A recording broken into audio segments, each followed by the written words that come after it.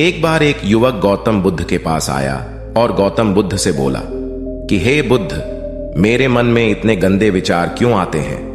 मैं नहीं चाहता कि मेरे मन में गंदे विचार आए, पर मेरे मन में हमेशा काम वासना के विचार चलते रहते हैं और मैं इनके बारे में सोच सोच कर बहुत परेशान हूं। मेरी ऊर्जा और समय यह सब सोचने में ही नष्ट हो जाती है और इन सब के विचारों की वजह से मैं कभी भी शांत नहीं रह पाता और मैं हमेशा ही स्त्रियों को देखकर मोहित हो जाता हूं।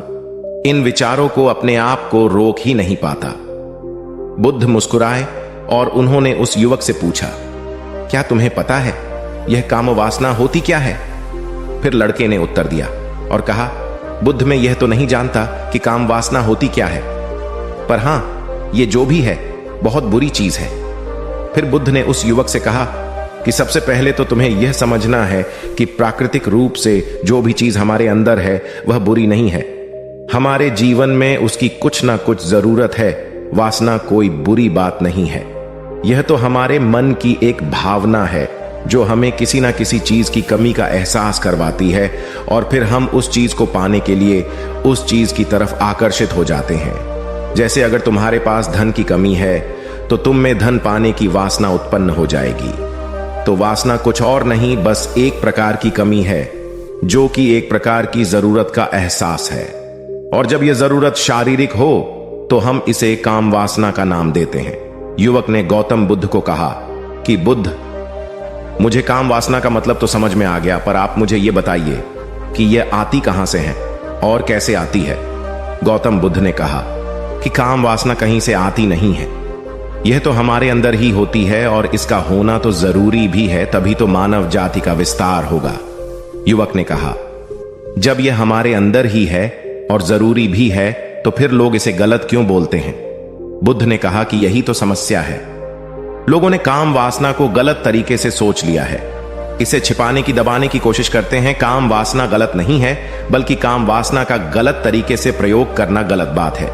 लोग जिससे प्रेम करते हैं बस उसी के लिए जीने लग जाते हैं, उसे पाना ही अपना लक्ष्य बना लेते हैं और उसी के बारे में हमेशा सोचते रहते हैं, पर यह सब गलत है। बुद्ध ने युवक से कहा, क्या तुम्हें पता है जानवरों में भी काम वासना होती है? युवक ने उत्तर दिया, हां बुद्ध, जानवरों में भी काम वासना होती है, क्योंकि जानवर भी तो आखिर अपनी पीढ़ी को आगे बढ़ाएंगे। बुद्ध ने कहा, तो फिर हम जानवरों की काम वासना को गलत क्यों नहीं कहते? युवक ने कहा, मुझे नहीं पता महात्मा, आप ही मुझे बताइए। गौतम बुद्ध ने कहा कि जानवर अपनी काम वासना का प्रयोग आनंद प्राप्ति के लिए नहीं करते, वह तो सिर्फ संतान उत्पन्न करने के लिए ही काम वासना का उपयोग करते हैं। जानवरों को प्रकृति ने इतनी समझ नहीं दी कि वह काम वासना को अपने सुख का आधार बना सके, जबकि मनुष्य अपनी समझ के बलबूते पर प्रकृति में पाई जाने वाली प्रत्येक वस्तु को अपने सुख के लिए प्रयोग करता है। हम इंसानों ने ही काम वासना को अपने सुख का साधन बना लिया है, जबकि प्रकृति ने तो हमें अपने वंश को आगे बढ़ाने के लिए दिया था, लेकिन इंसानों ने इसे अपने जीवन का परम लक्ष्य बना रखा है और इस तरह से काम वासना का भी लगाम हो जाना गलत है। युवक ने पूछा, महात्मा जी, ये काम वासना हम पर हावी क्यों होती है? तब गौतम बुद्ध ने कहा कि सुनो, अब जो मैं तुम्हें बताऊंगा उसे तुम ध्यानपूर्वक सुनना। काम वासना का सारा खेल तुम्हें समझ आ जाएगा, तुम्हें तुम्हारे सारे सवालों का जवाब मिल जाएगा। बस तुम्हें ध्यान से सुनकर समझना है। एक बार की बात है, एक आश्रम में गुरु और उनके शिष्य रहा करते थे, जो रोजाना आश्रम के बाहर स्थित गांव में भिक्षा लेने के लिए जाते थे। उस आश्रम का एक शिष्य जिस गांव में भिक्षा लेने जाता था, उस रास्ते में एक नदी पड़ती थी। एक दिन उसने देखा कि एक लड़का पेड़ के पीछे छिपा है। वह उस लड़के के पास गया और उससे जाकर बोला, भाई, तुम इस पेड़ के पीछे छिपकर क्या देख रहे हो? लड़के ने कहा, अरे तुझे नहीं दिख रहा कि मैं क्या देख रहा हूं? तब शिष्य ने नदी की तरफ देखा तो वहां पर कुछ लड़कियां पानी भर रही थीं। वो लड़कियां 14-15 साल की होंगी। तब उसने उस लड़के से कहा, अरे भाई, वहां पर तो लड़कियां पानी भर रही है, इसमें छिप कर देखने वाली क्या बात है? तब वो लड़का शिष्य की तरफ देखकर उससे कहता है, अरे पागल, तुम्हें दिखाई नहीं दे रहा कि कैसे ये परियां नदी से पानी निकाल रही है? जरा उनकी अदाओं को तो देखो, उनके कोमल शरीर को देखो, उनकी पतली कमर को देखो, और उनके बाल उनकी कमर पर कैसे लहरा रहे हैं, मानो सुंदरता बिखरी पड़ी हो। शिष्य ने फिर नदी की तरफ देखा और इस बार वह इससे देखता ही चला गया। उसे किसी भी बात का कोई डर नहीं था, लेकिन अब वो छिपने लगा और उन लड़कियों को देखने लगा। और जब वो छिपकर उन लड़कियों को देख रहा था, तभी वह अचानक अंदर से कांप गया और उसने कहा कि यह मैं क्या कर रहा हूं? मैं जो कर रहा हूं वह सही नहीं है, मुझे यहां से चले जाना चाहिए। और फिर वह जल्दी से वहां से चला गया। वो आश्रम पहुंच जाता है। आश्रम जाकर वो अपने कार्यों में लग गया, लेकिन जो अब भी वह देख कर आया था वहीं उसकी आंखों के सामने बार बार आ रहा था। उसके मन में वही दृश्य चल रहा था। उसके मन में वही सब कुछ देखने के लिए लड़ाई हो रही थी। उसका किसी भी काम में मन नहीं लग रहा था। सुबह होते ही वह रोज जल्दी ही भिक्षा के लिए आश्रम से निकल जाता और उस नदी के पास वाले पेड़ के पास जाता, और जहां पर वह लड़का पहले से मौजूद रहता था, उस लड़के के साथ मिलकर लड़कियों को छुप छुप कर देखता था। अब वह रोज ऐसा करने लग गया। यह उसके रोज का काम हो गया। अब उस शिष्य का मन किसी भी काम में नहीं लगता था। वो हमेशा ही किसी ना किसी प्रकार के विचार में उलझा रहता। वो आश्रम के कार्यों को भी ठीक ढंग से नहीं कर रहा था। न वो ठीक से सो पाता था और न वो ठीक से खाना खा पाता था। उसका मन बेचैन सा रहता था। उसका मन बार बार उन लड़कियों के सौंदर्य को देखने के लिए तरसता था। जब गुरु शिक्षा देते तब भी उसका मन कहीं और विचारों में खोया रहता था। गुरु ने अपने शिष्य की इन हरकतों को जान लिया था। तब एक दिन गुरु ने शिष्य को अपने पास बुलाया और कहा कि आज से मैं भी तुम्हारे साथ भिक्षा मांगने चलूंगा। तुम और मैं साथ साथ भिक्षा मांगने चलेंगे। तभी शिष्य गुरु को मना करते हुए बोला, नहीं गुरुदेव, आप परेशान क्यों हो रहे हो? मैं अकेला ही ठीक से भिक्षा मांग सकता हूं। गुरु ने शिष्य से कहा कि ठीक है, तुम अकेले ही भिक्षा मांगने जाओ। शिष्य तुरंत वहां से भिक्षा मांगने के लिए निकल गया। उसके जाने के बाद गुरु भी आश्रम से निकल गए और शिष्य का पीछा करने लगे कि वो कहा जाता है, किससे मिलता है। यह सब देखने के लिए उसके पीछे पीछे चलने लगे। थोड़ी दूर जाने के बाद गुरु ने देखा कि उनका शिष्य एक लड़के के साथ एक पेड़ के पीछे अपराधी की तरह छिपा हुआ है और छिपकर कुछ देख रहा था। गुरु भी अपने शिष्य के पीछे जाकर खड़े हो गए कि आखिर उनका शिष्य क्या देख रहा है, जिसे देखने के लिए वो पेड़ के पीछे अपराधियों की तरह छिपा पड़ा है। गुरु ने देखा कि उनका शिष्य पेड़ के पीछे छुपकर लड़कियों को देख रहा था जो कि नदी से पानी भर रही थी। तभी गुरु ने शिष्य को कहा कि तुम क्या देख रहे हो? अपने गुरु की आवाज सुनकर वह शिष्य घबरा गया और उसके पसीने छूटने लगे। वह थर थर कांपने लगा, जैसे किसी चोर को चोरी करते समय रंगे हाथों पकड़ लिया हो। उसकी हालत खराब हो गई। वो कुछ भी नहीं बोल रहा था। उसके मुंह से कुछ टूटे फूटे शब्द भी बाहर निकल रहे थे। वो अपने गुरु से नजर भी नहीं मिला पा रहा था। गुरु ने शिष्य की तरफ देखा और कहा कि मेरा शिष्य तो निडर था, उसे तो किसी भी चीज का डर नहीं था, लेकिन यह क्या तुम तो डर के मारे कांप रहे हो? शिष्य ने गुरु से कहा कि मुझे माफ कर दो गुरुदेव, मेरा इसमें कोई दोष नहीं है। उस लड़के ने मुझे बहका दिया था, लेकिन आपसे मैं वादा करता हूं कि आज के बाद मैं ऐसा कभी दोबारा नहीं करूंगा। मुझे माफ कर दो गुरुदेव। गुरु ने शिष्य से कहा कि कोई बात नहीं, पर इस बात का तुम ध्यान रखना कि हम जैसी संगति करते हैं वैसा ही फल हमें प्राप्त होता है। उसके विचार हमारे अंदर प्रवेश करते हैं, इसीलिए अच्छी संगति करो जिससे तुम्हारे अंदर अच्छे विचारों का प्रवेश हो।